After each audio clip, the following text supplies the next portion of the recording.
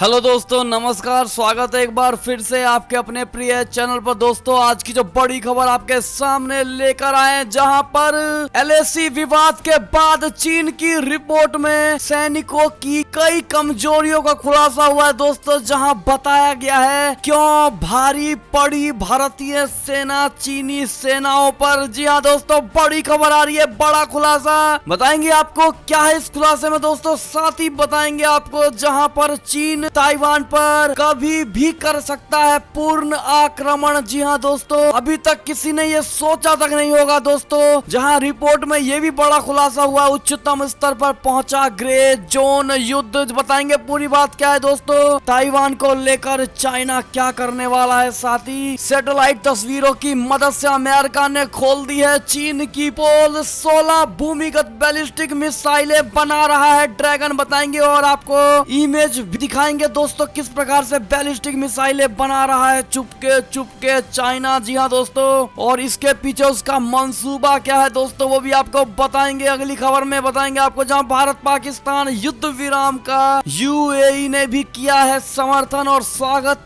सीमा को बताया विवादित। जी हाँ दोस्तों, उससे आगे आपको बताएंगे जहां पर अमेरिकी युद्ध पोतों के सामने ही चीन ने दाग दी सैकड़ों मिसाइलें। जी हाँ दोस्तों, साथ ही चीन को जवाब देने के लिए हमारी भारतीय सेना बॉर्डर इलाकों पर ये नया काम करने जा रही है दोस्तों। वो क्या काम है ये भी बताएंगे आपको। साथ ही बंगाल चुनाव से जुड़ी बड़ी खबरें आ रही है दोस्तों। और अगर आप भी अपने बच्चों को प्रधानमंत्री नरेंद्र मोदी जी से मिलवाना चाहते हैं दोस्तों, तो वो भी सपना उनका जल्द पूरा होने वाला है। उसके लिए आपको बस करना होगा ये काम, ये भी बताएंगे दोस्तों आपको। साथ ही बताएंगे जहां पर भारतीय सेना में बम पर नौकरियां निकली है दोस्तों, और सैलरी 56,000 से लेकर 2.5 लाख तक। जी हाँ दोस्तों, कैसे पा पाएंगे आप ये नौकरी। हर तरह की खबरें आज आपको बताने वाले हैं, तो बने रहेगा वीडियो के अंत तक। और अभी खबरों में आगे बढ़ने से पहले अगर आप भी हमेशा की तरह मानते हैं कि भारतीय सेना में वो ताकत है जो किसी अन्य देश की सेनाओं में नहीं है दोस्तों, और मोदी जी है तो हर चीज संभव है। साथ ही बंगाल में इस बार परिवर्तन होकर रहेगा, तो इस वीडियो को भी कर दीजिए लाइक,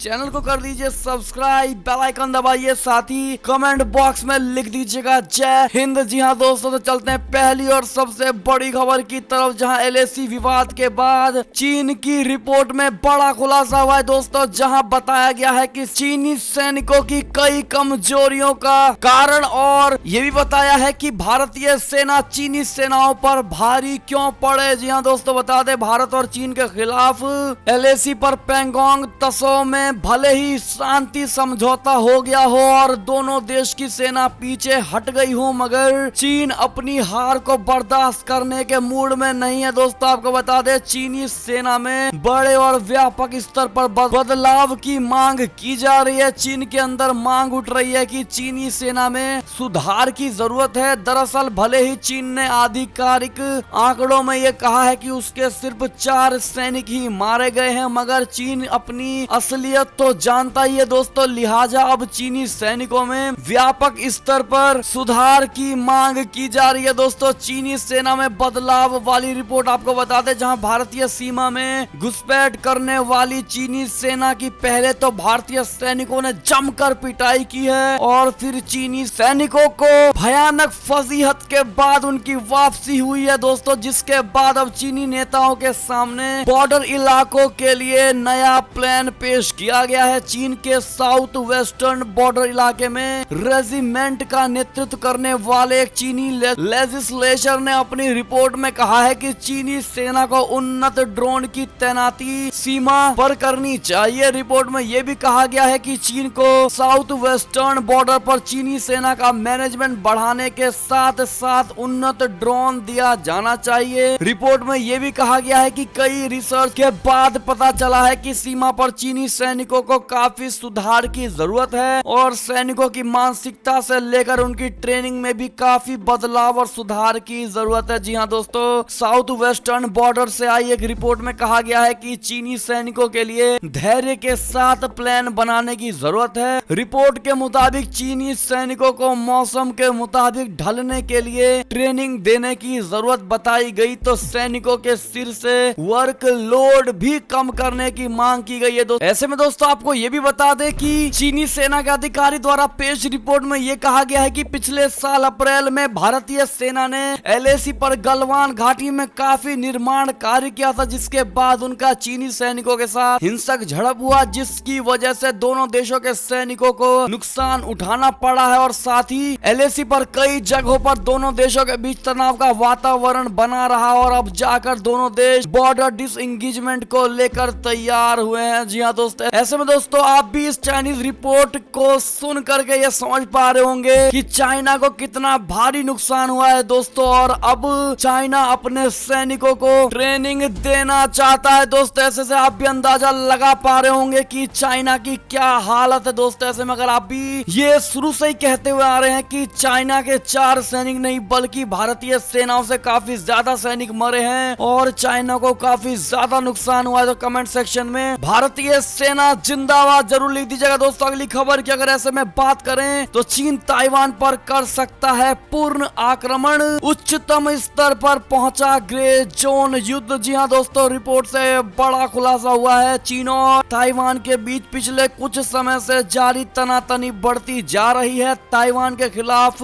चीन का ग्रे जोन युद्ध अब उच्चतम स्तर पर पहुंच गया है दोस्तों। ऐसे में माना यह जा रहा है कि बीजिंग उसके खिलाफ पूर्ण पैमाने पर आक्रमण की तैयारी कर रहा है। फोकस ताइवान ने गुरुवार को स्थानीय सैन्य विशेषज्ञों के हवाले से इसकी सूचना दी है दोस्तों। ग्रे जोन युद्ध उन गतिविधियों को कहते हैं जो एक देश द्वारा दूसरे देश के लिए हानिकारक होती है। कभी कभी इसे युद्ध का कार्य माना जाता है, लेकिन कानूनी रूप से ये युद्ध के कार्य नहीं होते हैं दोस्तों। शू शियाओ हुआंग सरकार द्वारा वित्त पोषित संस्थान राष्ट्रीय रक्षा और सुरक्षा अनुसंधान संस्थान यानी INDSR के विश्लेषक है दोस्तों। उन्होंने कहा है कि ग्रे जोन युद्ध में प्रतिद्वंदी अपरंपरागत उपकरण, रणनीति और गैर राज्यीय संस्थाओं के उपयोग पर भरोसा करते हैं जो औपचारिक राज्य स्तरीय आक्रमण को पार नहीं करते। जी हाँ दोस्तों, ऐसे में ग्रे जोन युद्ध के लक्ष्य अक्सर अनिश्चित होते हैं कि कैसे तुरंत जवाब दिया जाए। ऐसे में दोस्तों चाइना कभी भी ताइवान पर पूरी तरह से आक्रमण कर सकता है दोस्तों। इस रिपोर्ट को सुनकर आप भी अगर मानते हैं कि ताइवान को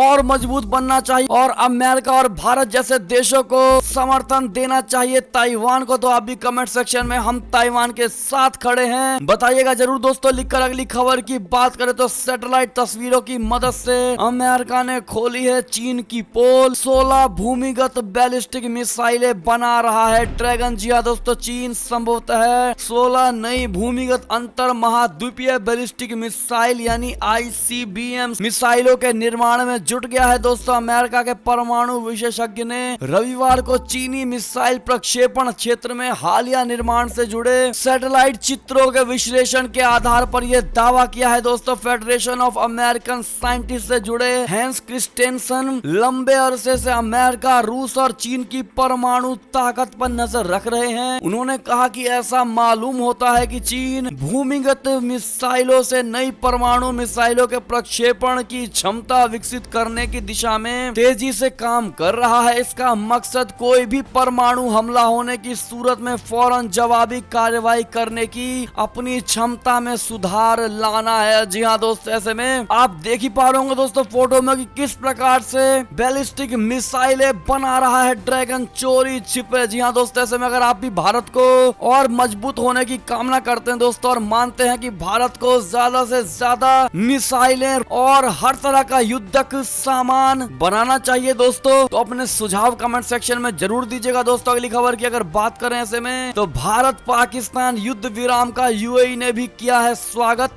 सीमा को बताया विवादित। बता दें आपको, भारत पाकिस्तान के बीच युद्ध विराम की पहल का संयुक्त अरब अमीरात ने स्वागत किया है दोस्तों। UAE के विदेश मंत्रालय ने एक बयान जारी करके इसकी जानकारी दी है। रविवार को जारी किए गए बयान के मुताबिक UAE मंत्रालय स्थायी युद्ध विराम के पालन करने के महत्व पर जोर दिया है दोस्तों। आपको बता दें कि गुरुवार को भारत पाकिस्तान ने साझा बयान जारी करके 2003 के युद्ध विराम समझौते का सख्ती के साथ निरीक्षण करने की बात कही थी। इससे पहले ही संयुक्त राष्ट्र और संयुक्त अरब अमेरिका ने इस फैसले का स्वागत किया है दोस्तों।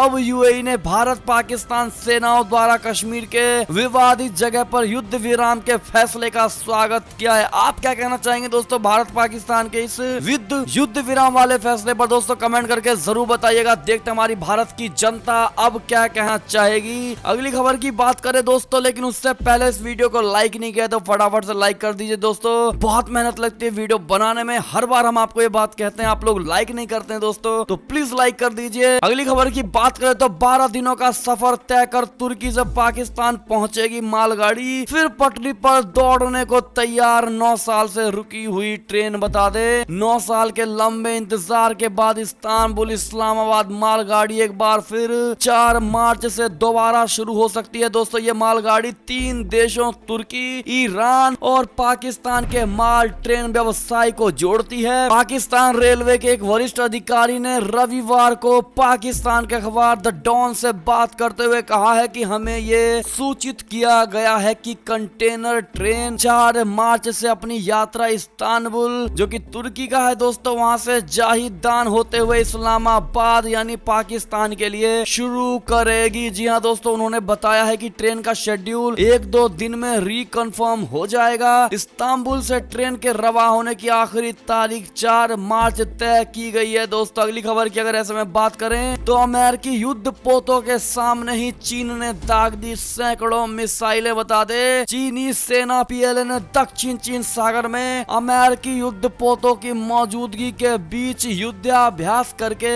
इलाके में तनाव बढ़ा दिया है दोस्तों। पीएलए ने समुद्र में जंगी जहाजों से सैकड़ों मिसाइलें दागी है। अमेरिका की सबसे घातक एटमी पनडुब्बी यूएसएस ओहियो भी इलाके में गश्त पर है दोस्तों। अगली खबर की बात करें ऐसे में तो इजरायली प्रधानमंत्री ने दी है धमकी, दुश्मन ईरान ने हमारे जहाज पर हमला किया, इसको लेकर लेंगे हम बड़ा एक्शन। जी हाँ दोस्तों, इजरायली प्रधानमंत्री बेंजामिन नेतन्याहू ने सोमवार को ईरान को अपने देश का सबसे बड़ा दुश्मन बताया दोस्तों। साथ ही आरोप लगाया है कि उसने पिछले हफ्ते ओमान की खाड़ी में इजरायली स्वामित्व वाले एक मालवाहक जहाज पर हमला किया है। नेतन्याहू ने इजराइल के सार्वजनिक प्रसारक कान से बातचीत में कहा है कि ये वास्तव में ईरान का ही कृत्य है, ये पूरी तरह स्पष्ट है। जी हाँ दोस्तों, आपको बता दें, साथ ही नेतन्याहू ने आगे कहा इजराइल का सबसे बड़ा दुश्मन ईरान है, मैं इसे रोकने के लिए प्रतिबद्ध हूँ, हम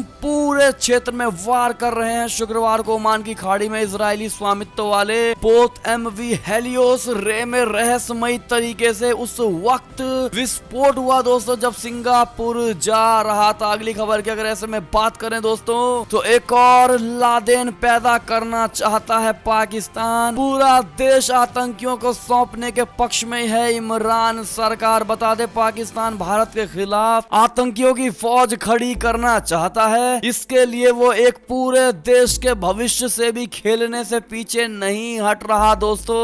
हर रोज हमलों से परेशान हो चुके अफगानिस्तान को पाकिस्तान तालिबानी आतंकियों के हाथों में सौंप देना चाहता है। अमेरिका अफगानिस्तान में शांति के लिए तालिबानियों और अफगान नेताओं के बीच संधि कराने की कोशिश में लगा हुआ है, मगर पाकिस्तान की मंशा कुछ और ही है दोस्तों। भारत अफगानिस्तान में लोकतंत्र स्थापित करना चाहता है और इसके लिए वो अमेरिका के कदमों का समर्थन कर रहा है, मगर पाकिस्तानी सरकार के लिए लोकतंत्र से ज्यादा गणतंत्र अहम है। इसलिए पाकिस्तान चाहता है कि काबुल में तालिबानी सत्ता संभाले, जबकि भारत का इस मामले में सीधा रुख है कि अफगानिस्तान में अफगान नेताओं का राज होना चाहिए। ऐसे में दोस्तों आप क्या कहना चाहेंगे इस आतंकिस्तान के राजा इमरान खान के बारे में दोस्तों कमेंट करके जरूर बताइएगा। अगली खबर की ओर चलें तो चीन ने पूर्व जनरल झाओ विदेश मामलों की समिति के उपाध्यक्ष किया है दोस्तों, जहां भारत से जुड़ी कमान के ये प्रमुख थे। जी हाँ दोस्तों, चीन ने जनरल झाओ जोंगकी को नेशनल पीपुल्स कांग्रेस यानी एनपीसी की प्रभावशाली विदेश मामलों की समिति का उपाध्यक्ष नियुक्त किया है दोस्तों।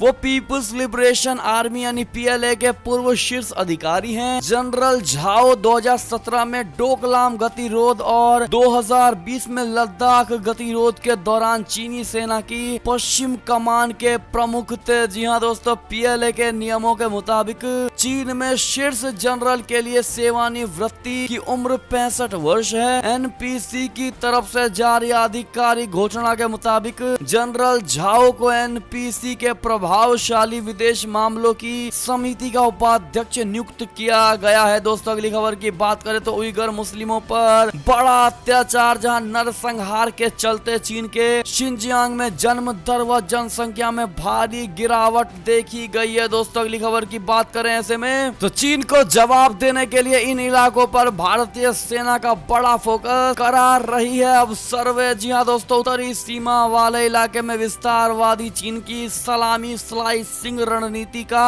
मुंह तोड़ जवाब देने के लिए भारतीय सेना ने नई काट ढूंढ ली है। दोस्तों दरअसल अब भारतीय सेना अपने खाली पड़े इलाकों में चीन की घुसपैठ की कोशिश पर लगाम लगाने के लिए पर्वतारोहण अभियान, स्की अभियान और शोध अध्ययन शुरू करने पर जोर दे रही है। दोस्तों ताकि दुनिया को ये पता लग सके कि ये इलाके वैध रूप से भारत के हैं। टाइम्स ऑफ इंडिया की खबर के मुताबिक इसकी शुरुआत भारतीय सेना लद्दाख के संवेदनशील माने जाने वाले काराकोरम पास से उत्तराखंड में लिपुलेख पास तक बड़े स्की अभियान के आयोजन से करेगी। दोस्तों ये स्की अभियान 3 मार्च से शुरू होगा और करीब 1500 किलोमीटर के दायरे में फैला होगा। जी हाँ दोस्तों अगली खबर की बात करें तो राष्ट्रपति पद से हटते ही भारत पर बरसे डोनाल्ड ट्रंप का धुआं धुआं फैला रहा है इंडिया। जी हाँ दोस्तों, पूर्व अमेरिकी राष्ट्रपति डोनाल्ड ट्रंप ने व्हाइट हाउस छोड़ने के बाद दिए गए अपने पहले भाषण में भारत के पर्यावरण रिकॉर्ड की आलोचना की है। दोस्तों रविवार को कंजर्वेटिव्स के एक ग्रुप से बात करते हुए ट्रंप ने जो बाइडेन द्वारा पेरिस के जलवायु परिवर्तन समझौते में फिर से शामिल होने के फैसले पर हमला बोला। इस दौरान ट्रंप ने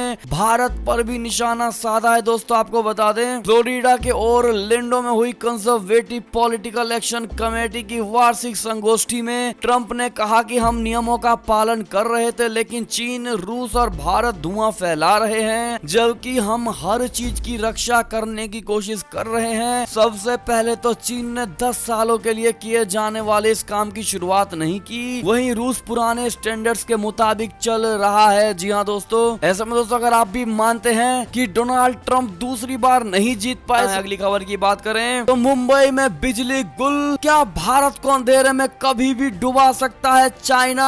ड्रैगन पर खुलासे से उठा ये गंभीर सवाल। बता दे दोस्तों, चीन के बिजली उपकरणों के बल चल रहे भारत के लिए आंखें खोलने वाला शोध सामने आया है। दोस्तों एक ताजा शोध में ये पता चला है कि लद्दाख में चल रहे तनाव के बीच चीन ने पिछले साल भारत के बिजली संयंत्रों को निशाना बनाया था। चीन के हैकरों की कोशिश थी कि भारत को अंधेरे में डुबो दिया जाए। दोस्तों यही नहीं, रिपोर्ट में ये भी कहा गया है कि पिछले साल अक्टूबर महीने में मुंबई में भीषण बिजली संकट के पीछे भी चीन के हैकरों का हाथ हो सकता है। मुंबई में बिजली गुल जाने से ट्रेनें रुक गई थी। दोस्तों हॉस्पिटल से बिजली गायब हो गई थी और स्टॉक एक्सचेंज भी कुछ घंटे के लिए बंद हो गया था। दोस्तों चीनी हैकर्स की फौज ने अक्टूबर में मात्र 5 दिनों के अंदर भारत के पावर ग्रिड, आईटी कंपनियों और बैंकिंग सेक्टर्स पर 40,500 बार साइबर अटैक किया था। दोस्तों शोध में यह भी कहा गया है कि गलवान घाटी में खूनी झड़प के बाद चीन के मालवेयर भारत में बिजली की आपूर्ति करने वाले सिस्टम में घुसने लगे थे। जी हाँ दोस्तों, ऐसे में अब ये सवाल उठने लगा है कि क्या ड्रैगन भारत को कभी भी अंधेरे में डुबा सकता है? दोस्तों इसके जवाब में पूर्व विदेश सचिव निरुपमा राव कहती हैं कि भारत ने बड़े पैमाने पर चीन से बिजली पैदा करने वाले उपकरण और ट्रांसफार्मर को खरीदे हैं। इन उपकरणों में चीनी हार्डवेयर के अलावा सॉफ्टवेयर भी लगा हुआ है। ये बेहद घातक है। हमने पिछले 2 दशक में चीन पर अपनी निर्भरता बना रखी है और इसकी अब भारी कीमत चुकानी पड़ रही है। आज मेक इन इंडिया की बेहद जरूरत है। जी हाँ दोस्तों, ऐसे में आपको बता दें जो अभी तक के